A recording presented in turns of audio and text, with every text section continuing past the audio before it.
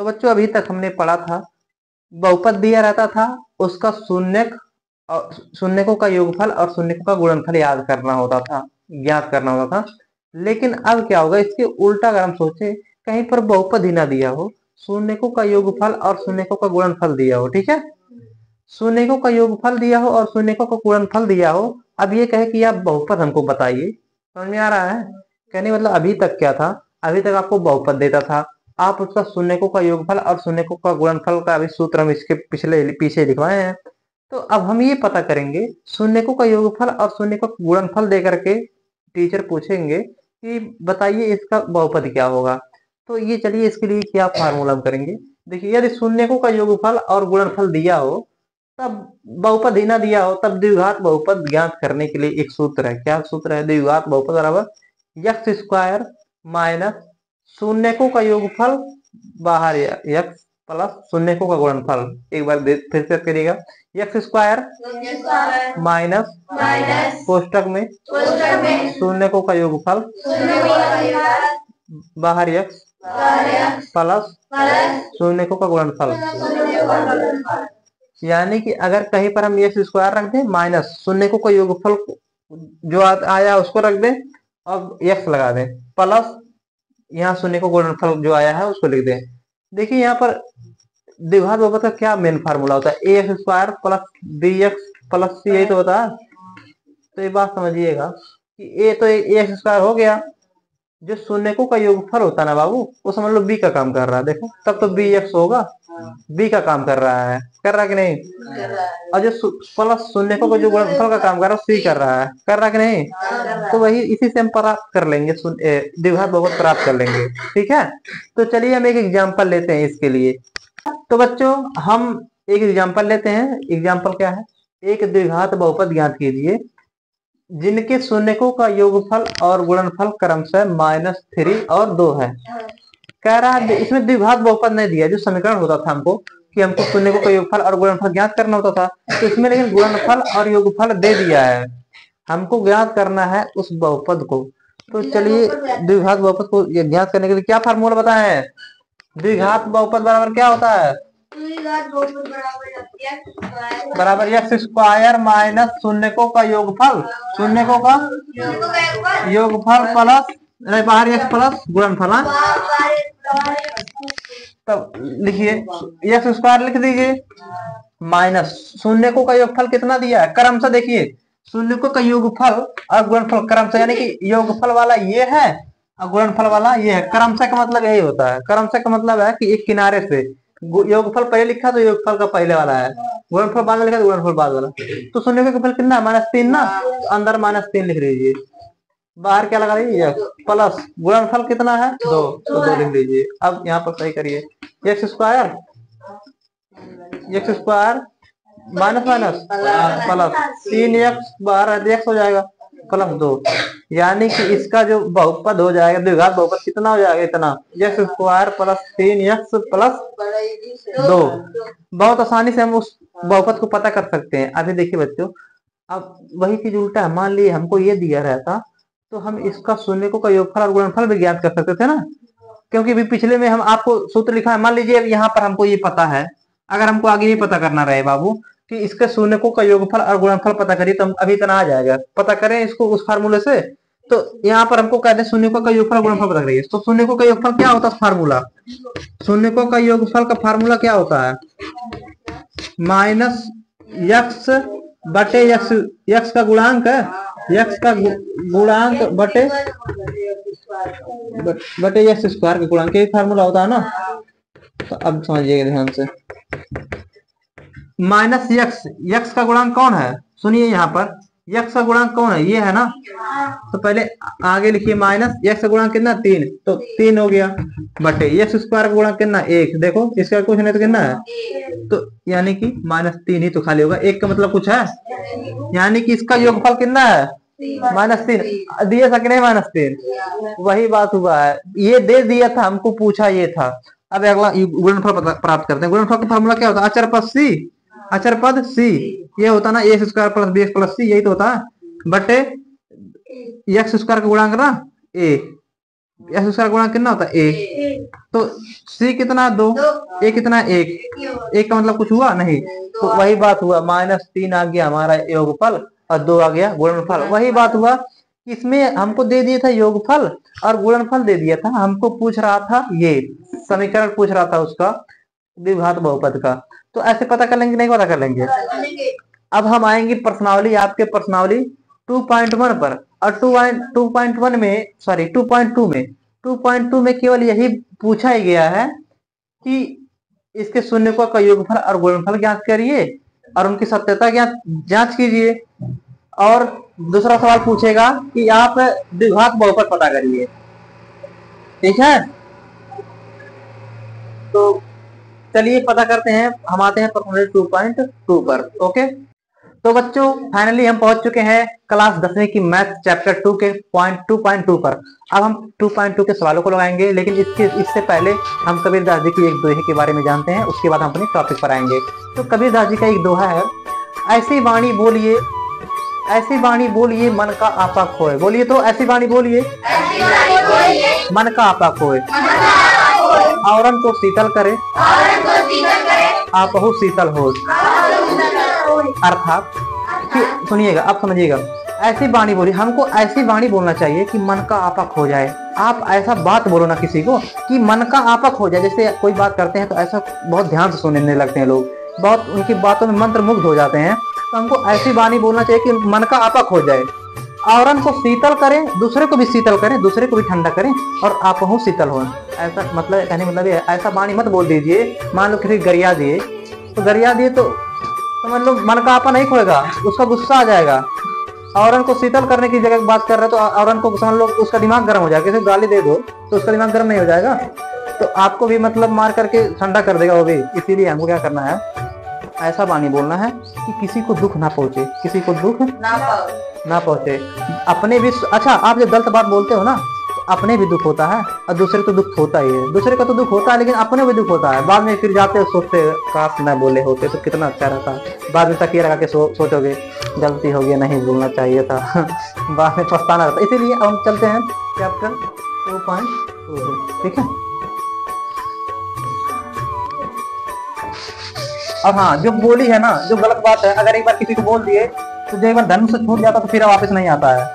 ठीक है, क्योंकि कहते हैं ना, रहीमन धागा प्रेम का मत तोड़ो चटकाए, टूटे से फिर ना जुड़े जुड़े गांठ पड़ जाए। कहने मतलब आप एक बार रहीमन धागा प्रेम का मत तोड़ो चटकाए, प्रेम के इस धागे को आप मत तोड़िए, क्योंकि टूटे से फिर ना जुड़े जुड़े गांठ पड़ जाए। अगर मान लीजिए आप किसी से झगड़ा कर लिए हैं, फिर जाकर उसको बुलावनी कर रहे हो कि जो हो गया वो हो गया, रहने दो, माफ कर दो, लेकिन बात जानते हो एक बार धागा जब टूट जाता है तो फिर जोड़ते तो गांठ पड़ जाता कि नहीं पड़ जाता है। उसी प्रकार एक बार जब झगड़ा कर लिए हो, लड़ाई गाली गलौज कर लिए हो, दोबारा जाके माफी मांग के जब जोड़ोगे तो रिश्ते को ना, तो बहुत ही मतलब उस तरीके का रिश्ता नहीं। मन में ऐसा खोट रहता है, एक बार हमको गरिया आया था फिर कब ना बदला इसका लेंगे हम, मन में खोट रहता है। इसीलिए हमें शब्दों को एकदम ध्यान से बोलना चाहिए। किससे बोलना चाहिए? क्योंकि बच्चे एक बात और है, शब्दों को ध्यान से बोलना इसलिए होता है, आप देखिए अपने ना ताकत अपने शब्दों में डालिए, आवाज में नहीं। ताकत अपने शब्दों में डालिए, आवाज में नहीं, क्योंकि फल बारिश से होती है, बाढ़ से नहीं। समझ में आ गया नहीं? क्योंकि फल जो होती है बारिश होती है, बाढ़ से नहीं। कहने का मतलब ये है अपने शब्दों में ताकत डालिए, आवाज में नहीं, क्योंकि फल बारिश से अच्छी होती है, बाढ़ से नहीं। एक बार बोलिए, अपने शब्दों में ताकत डालिए, आवाज में नहीं, क्योंकि फल बारिश से अच्छी होती है, बाढ़ से नहीं। तो आते हैं हम प्रश्नावली 2.2 पर। ओके, तो सवाल नंबर कह रहा है, निम्न द्विघात बहुपदों के शून्य ज्ञात कीजिए। निम्न द्विघात बहुपदों के और शून्यकों तथा गुणांकों के बीच संबंध की सत्यता की जांच कीजिए। तो शून्य पहले हम ज्ञात करेंगे ना। शून्य ज्ञात करने के लिए हम क्या करते हैं, देखिए संख्या दिया है x square minus 2x minus 8, यही दिया है। हम क्या कहते हैं ऐसे सवालों में, पहले शुरू का और पहले का मन में कहीं गुणा करा के लिख लो। 8x square minus 8x square हो जाएगा, नहीं हो जाएगा?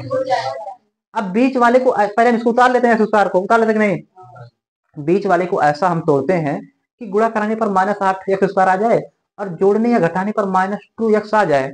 तो अगर हम क्या करें, अगर 4 और 2 ले लें, 4 और 2 ले लें तो 8 तो हो जाएगा, और घटाने उठाने तो 2 भी आ जाएगा। तो अगर हम सुनिए -4 और -4x प्लस 2x लेंगे, तब तो 4 दूनी 8 प्लस माइनस -8x स्क्वायर हो जाएगा। और यहाँ पर 4 में से 2 गया -2, देखो -4 लेंगे तभी तो -2 आएगा। यहाँ पर अगर ऐसे ले लेते आप, यहाँ पर +4 और -2 लेते तो नहीं आ पाता, यहाँ पर ये चीज माइनस में नहीं आ पाता ना, तो इसीलिए अब यहाँ पर 8 उतार लीजिए। अब क्या लेते हैं, कॉमन लेते हैं ना, कॉमन लीजिए, क्या मिल रहा है, x मिल रहा है, x निकाल लीजिए बाहर, अंदर क्या बचेगा x, और यहाँ क्या बचेगा खाली 4 -4, ठीक है। अब यहाँ पर क्या मिल रहा है, 2 कॉमन मिल रहा है, तो 2 निकाल लो, अंदर क्या बचेगा x -4, 4 बचेगा, 2 निकाले तो 2 चौकाट नहीं हो जाएगा।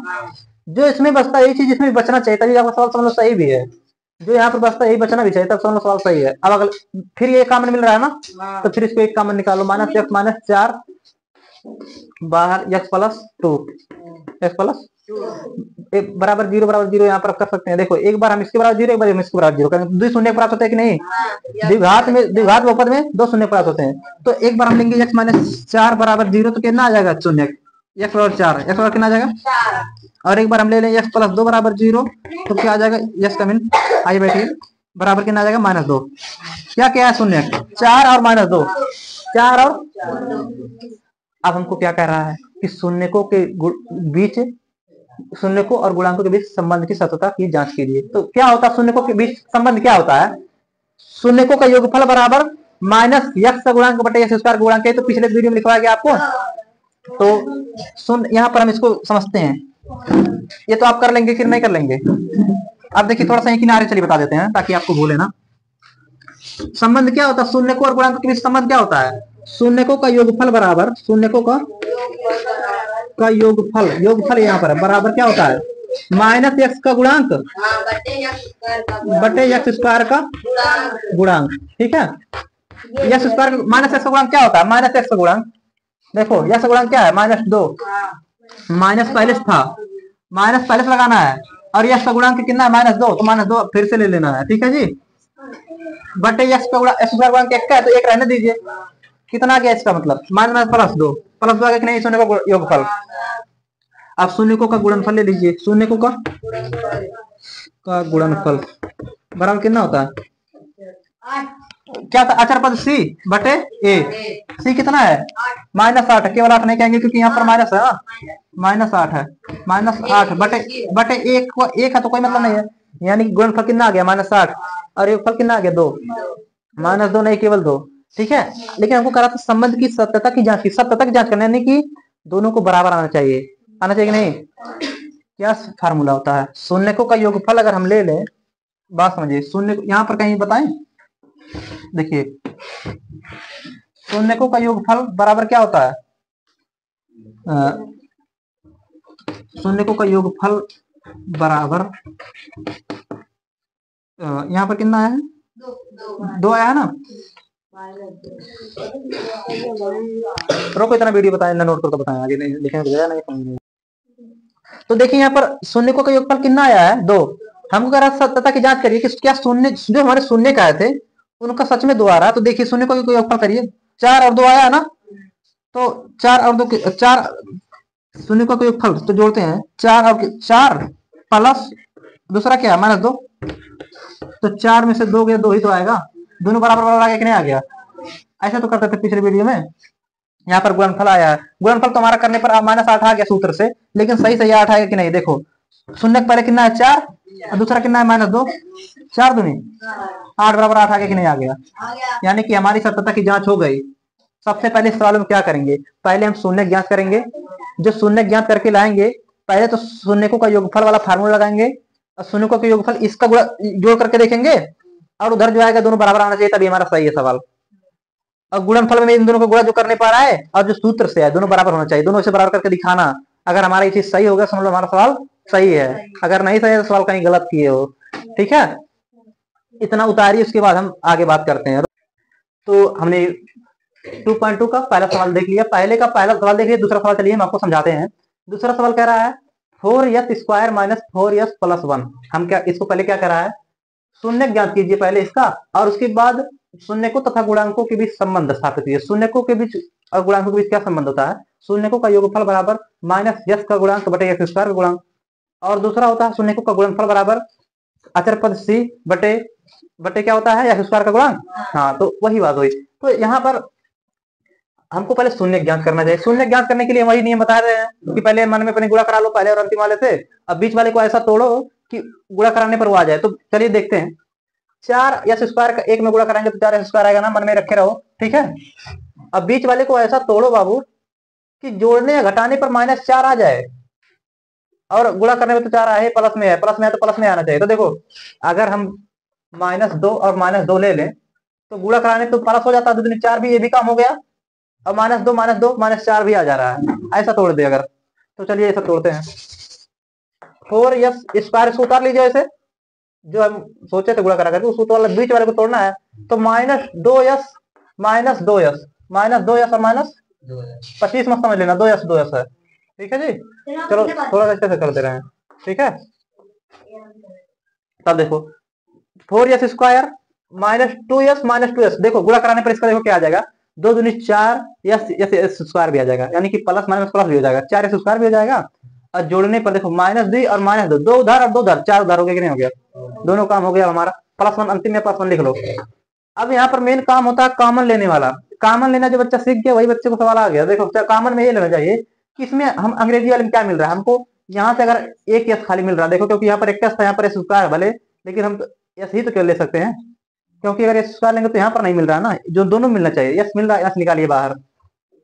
लेकिन अंकों में भी देख लो कुछ मिल रहा है क्या, यहाँ 4 यहाँ 2 है, तो छोटा लेना 2 ले लेंगे अगर हम, तो यहाँ 2 ही बचेगा, तब तो 2 दूनी 4 होगा। ये बात ध्यान देनी चाहिए। अगर 2s निकाल ले बाहर, 2s बाहर निकल रहा दोनों से, देखो 2s यहाँ पर है, 2s यहाँ पर भी है, क्योंकि 4s² लिखा हुआ है तो हम ऐसे भी लिख सकते हैं ना, 2 × 2 s², 2 दूनी 4s², तभी 2, यानी कि 2 भी मिल रहा है, यहाँ पर 2 मिल रहा है ना, तो 2 मिल रहा है तो 2 निकालिए। 2s कोष्टक में क्या बचा, यहाँ पर 2 बचा हुआ है और यस खाली बचा हुआ है, बचा है ना, माइनस 2s था, 2s निकालिए बाहर तो क्या बचा, खाली 1 बचा हुआ, कुछ नहीं बचा, 1 खाली बचा, क्योंकि 2s कम 2s तब आ जाएगा।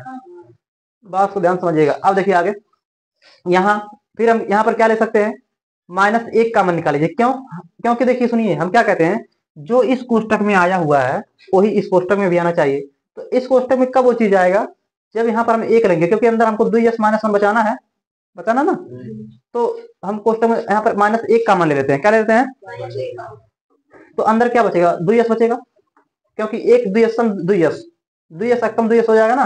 अब देखो यहाँ माइनस कॉमन हम ले चुके हैं ऑलरेडी, तो यहाँ पर हमको लाना है 1 + 1 में, तो अगर -1 रखेंगे तब तो माइनस माइनस प्लस आएगा वहां पर, क्योंकि -1 गुणे -1 कॉमन लिए थे, -1 गुणे -1, तब तो माइनस माइनस प्लस बना जाएगा। बस समझे, इसीलिए यहाँ पर माइनस लिए थे, और यहाँ पर माइनस लेना पड़ेगा, यहाँ पर प्लस नहीं हुआ, समझ आया। अब आगे बढ़ते हैं, नीचे देखोगे तो पाएंगे आप लोग मार।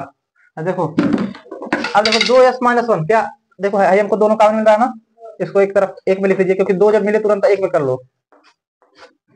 अब है फिर 1 में ले लो, 2s था तो 2s यहाँ बचा, -1 इसको भी 1 में ले लो, है देखो, फिर दोनों चीज सेम हो गया, तो इसको क्या कर लीजिए, फिर दोनों का होल स्क्वायर कर लीजिए। 2s -2 बार है ना, जैसे कोई चीज 2 बार रहता है तो हम उसको क्या लिख लेते हैं, s² लिख लेते हैं ना, तो ये 2 बार है तो पूरे के स्क्वायर लिख लो। हो गया कि नहीं हो गया। अब हम क्या कहते हैं, हमको s का मान ज्ञात करना है, तो इसके बराबर 0 रख लो, रख दो कि नहीं, रख लो ना।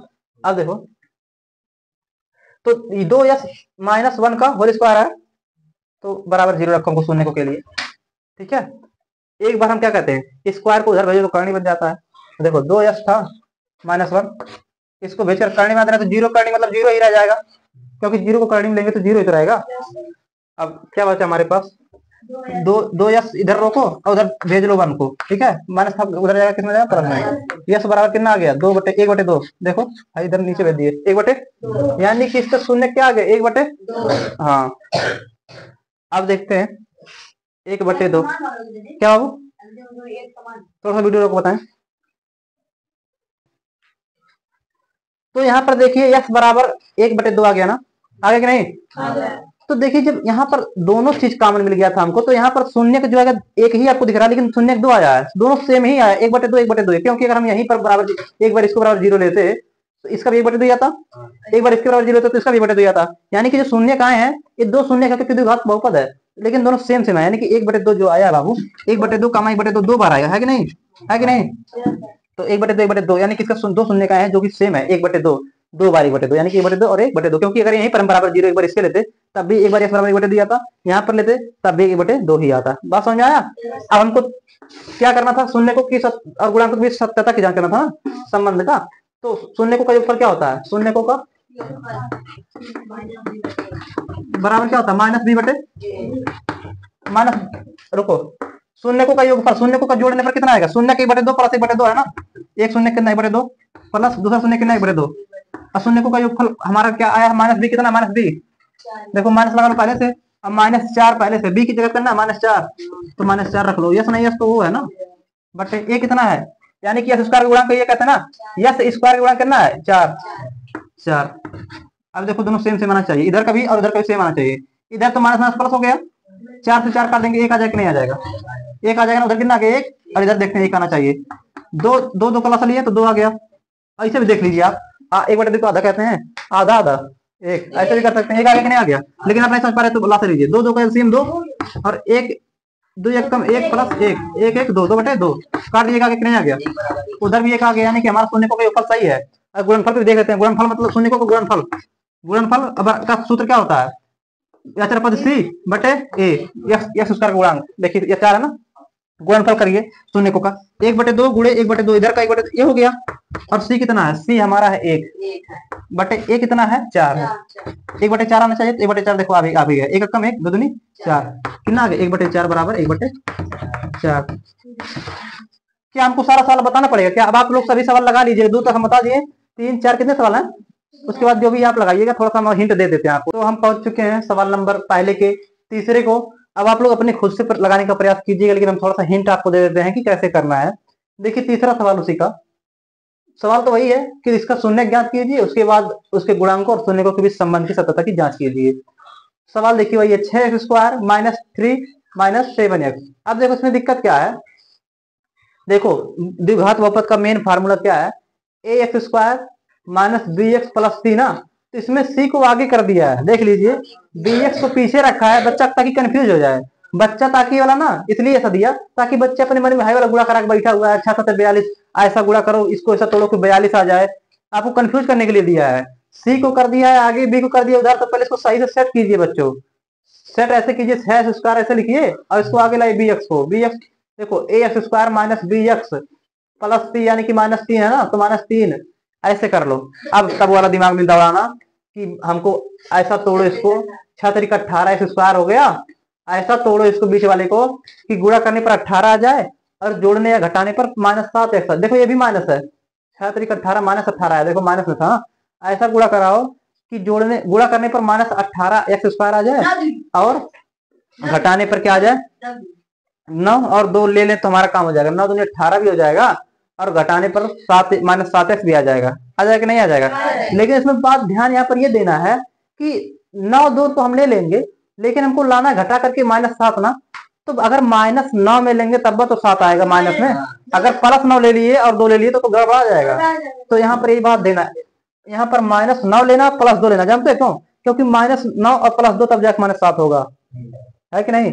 तो देखते ऐसे तोड़ लीजिए, हम शून्य ज्ञात करके दिखा रहे हैं आपको, 6 × 18 हो गया, दिमाग में हम -18 रखे थे, पहले उतार लो, 6 उतार लिए, बीच वाले को हम क्या करें, ऐसा तोड़ो कि -7x घटाने पे आ जाए, तो -9 + 2 अगर रखेंगे, यानी कि -9x + 2x, तो -9 9 दूनी 18 -18x² भी हो जाएगा, और -9 में से 2 रुपये तुम घटा दिए, कितना हो जाएगा -7 ना, तो हो गया कि नहीं हो गया।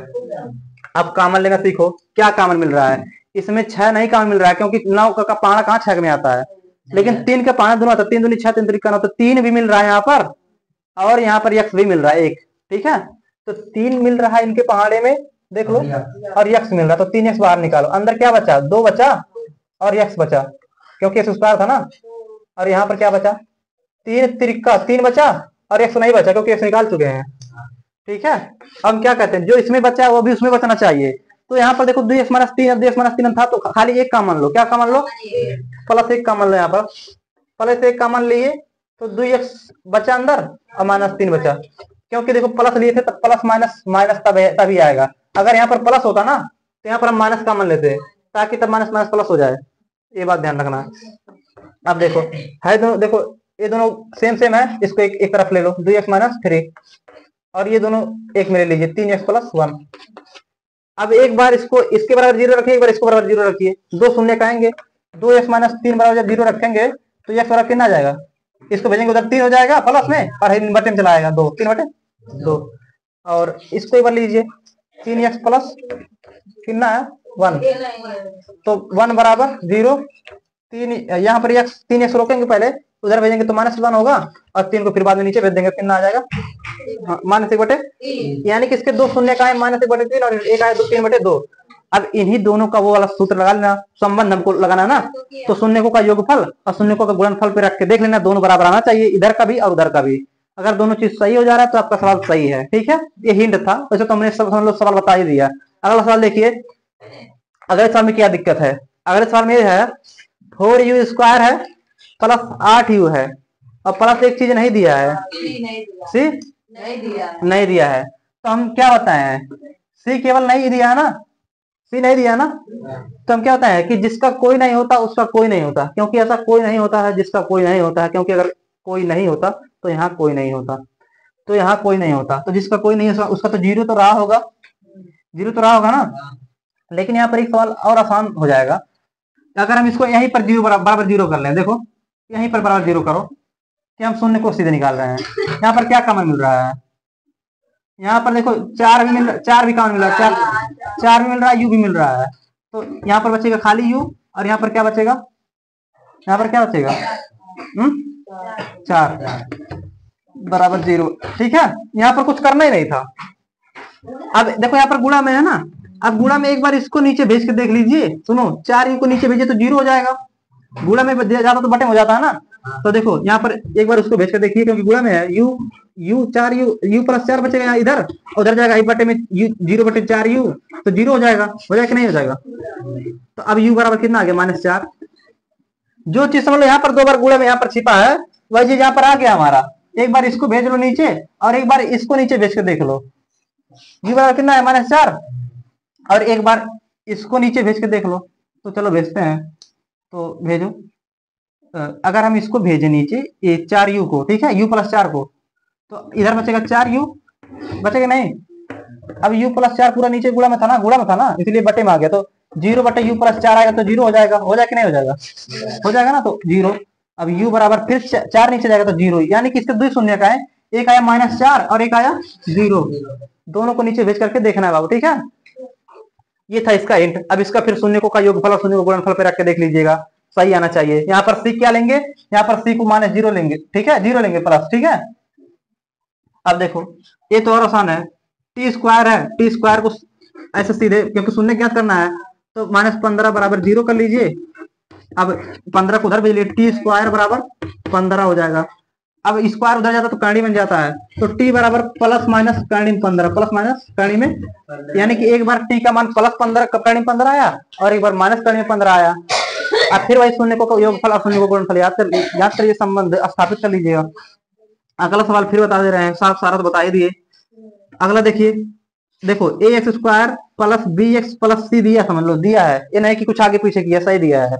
यहाँ पर b नहीं दिया था, यानी कि 1 है यहाँ पर, तो अंदर मन में ऐसा गुणा करो कि 3 चौक 12 आ गया।